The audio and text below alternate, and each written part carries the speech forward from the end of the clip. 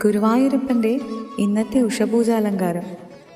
ചുവന്ന പട്ടും പീതാംബരപ്പട്ടും കൂട്ടി ഞൊറിഞ്ഞെടുത്ത് വലതുകൈയിൽ പൊന്നോടക്കുഴലുമായി പുഞ്ചിരിച്ചു നിൽക്കുന്ന പൊന്നുണ്ണിക്കണ്ണനാണ് ഇന്ന് ഉഷപൂജ കഴിഞ്ഞ് ശ്രീലകത്ത്. ഭഗവാന്റെ ചന്ദനം ചാർത്തിയ മുഖത്തെ തിരുനെറ്റിയിൽ ഒരു സ്വർണ്ണ ഗോപി തിലകം ചാർത്തിയിട്ടുണ്ട്.